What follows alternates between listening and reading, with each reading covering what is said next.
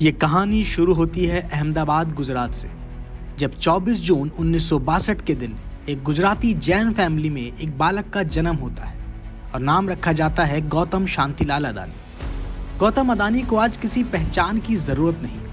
आज अदानी ग्रुप बंदरगाह, airport, coal mines, power generation से लेकर आपके घरों में आने वाले तेल, चावल, आटे, सभी रूप में देश के हर कोनों में अपनी मौजूदगी दर्ज करा चुके हैं।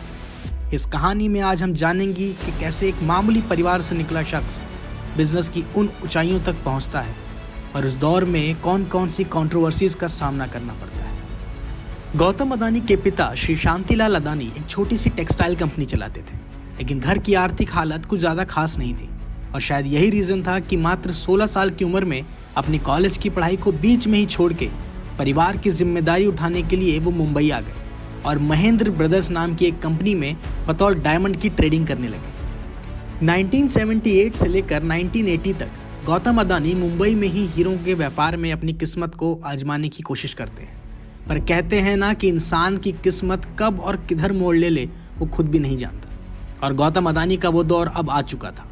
हुआ कुछ यूं कि 1981 में उनके बड़े भाई मनसुख भाई अदानी ने अहमदाबाद में सामानों को लपेटने वाली पन्नी की एक फैक्ट्री खरीदी और वो चाहते थे कि गौतम उसके ऑपरेशन को संभाले। जब गौतम अदानी ने फैक्ट्री संभाली तो बिजनेस तो आगे बढ़ा, पर इसी के साथ उनके सामने एक समस्या आती है रॉ मटेरियल की, जिसकी पूर्ति पूरी तरह इंडिया मार्केट में नहीं हो पा रही थी। परेशानी को सॉल्व करने के लिए पहली बार अदानी ग्लोबल मार्केट में 1988 में कदम रखते हैं और अदानी एक्सपोर्ट्स नाम की कंपनी खोलते हैं। कांडला पोर्ट से अदानी से पीवीसी मतलब रॉ प्लास्टिक का इंपोर्ट करना शुरू किया जाता है। अदानी एक्सपोर्ट्स को आज हम अदानी एंटरप्राइजेस के नाम से जानते हैं। अदानी एंटरप्राइजेस सिर्फ पीवीसी के इंपोर्ट तक ही सीमित नहीं रहती, इसके साथ धातु, एग्रीकल्चर प्रोडक्ट व कपड़ों का भी ट्रेड जल्द ही शुरू हो जाता है। बिजनेस को एक्सपैंड करते हुए गौतम ने अदानी एंटरप्राइजेस का कारोबार कई अन्य देशों तक भी पहुंचाया। साल 1994 में अदानी एंटरप्राइजेस पहली बार शेयर मार्केट में लिस्ट की जाती है और उस समय इसके एक शेयर की कीमत 150 रुपये थी।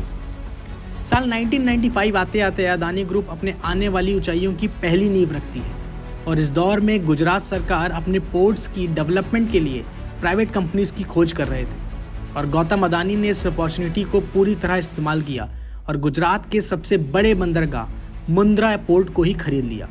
ये पोर्ट करीबन 8000 हेक्टेयर में फैला देश का सबसे बड़ा निजी बंदरगाह है और इसके साथ ही ये पोर्ट स्पेशल इकोनॉमिक जोन के अंतर्गत बना है, जिसका मतलब होता है कि यहाँ की प्रमोटर्स कंपनी को पूरी तरह सरकार से टैक्स में छूट मिलता है।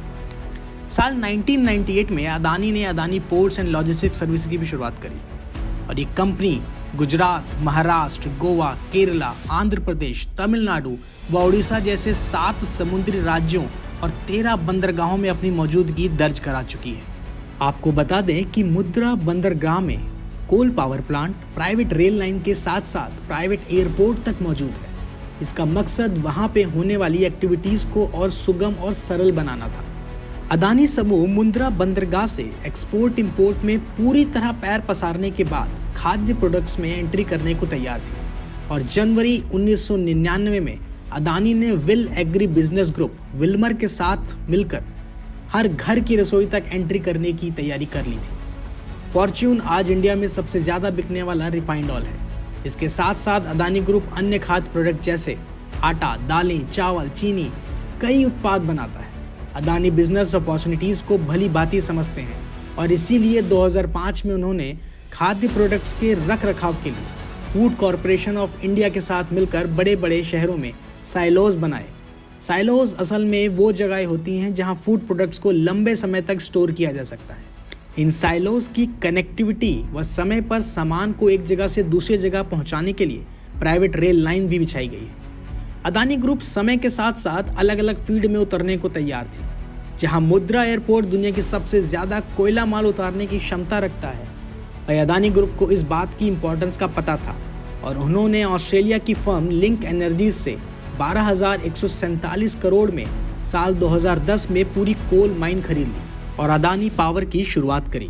ऑस्ट्रेलिया के क्वीन आइलैंड में स्थित इस कोल माइन में 7.8 बिलियन टन के खनिज भंडार हैं, जो हर साल 60 मिलियन टन कोल जनरेट करते हैं। अदानी पावर आज अपने बड़े बड़े प्लांट से कई राज्यों को बिजली सप्लाई करने का काम करते हैं। साल 2015 में अदानी ने भारतीय सेना को सुरक्षा उपकरण पहुंचाने का काम भी शुरू किया और इसके साथ साथ प्राकृतिक गैस के क्षेत्र में भी अदानी ग्रुप को आगे बढ़ाया। 2017 में अदानी ने सोलर प्लांट्स और सोलर पैनल्स मैन्युफैक्चरिंग की शुरुआत की। 2019 में इस समूह ने अदानी एयरपोर्ट्स की नींव रख भारत के 6 बड़े एयरपोर्ट्स लखनऊ, जयपुर, अहमदाबाद, मंगलोर, गुवाहाटी व तिरुवनंतपुरम की डेवलपमेंट व मेंटेनेंस का काम अपने हाथों में लिया। जहां अदानी समूह की कुल संपत्ति जनवरी 2023 में आते आते $126 बिलियन दर्ज की गई थी, वह अदानी को तब झटका लगा जब अमेरिका की एक शॉर्ट सेलिंग कंपनी हिंडनबर्ग ने अदानी ग्रुप में स्टॉक पे मैनिपुलेशन का आरोप लगाया। हिंडनबर्ग ने दावा किया कि अदानी समूह कई सालों से गलत तरीकों से अपने ही शेयर को चढ़ा रहे हैं और इसके साथ अपने फाइनेंशियल फिगर को भी मैनिपुलेट करके प्रेजेंट कर रहे हैं, जबकि रियलिटी में कंपनी पूरी तरह कर्ज में डूबी है। इस न्यूज़ के आने के बाद दुनिया के तीसरे सबसे अमीर शख्स गौतम अदानी के समूह में उथल पुथल मच गई। खैर, ये पहला ऐसा मौका नहीं था जब अदानी कंपनीज में ऐसे आरोप लगे। इससे पहले उन पे मुद्रा एयरपोर्ट को भी गलत तरीकों व कौड़ियों की रेट से सरकार से लेने का आरोप लगा। फरवरी 2010 में अदानी के बड़े भाई राजेश अदानी को कथित तौर पे कस्टम ड्यूटी ना देने के आरोप में गिरफ्तार तक होना पड़ा है। जहां अदानी ग्रुप ने अपने पिछले कई सालों से बिजनेस की नई नई ऊंचाइयों को छुआ, वहीं कंट्रोवर्सीज से उनके मार्केट रेपुटेशन पे भी काफ़ी फ़र्क पड़ता है। हम उम्मीद करेंगे कि अदानी ग्रुप सही तरीकों से व सही मायनों में अपनी कंपनीज को आगे बढ़ाएं।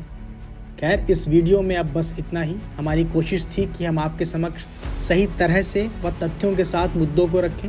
उम्मीद करेंगे कि आप हमारे इस प्रयास में हमारा साथ देंगे और इस वीडियो को लाइक, शेयर और चैनल को सब्सक्राइब करेंगे।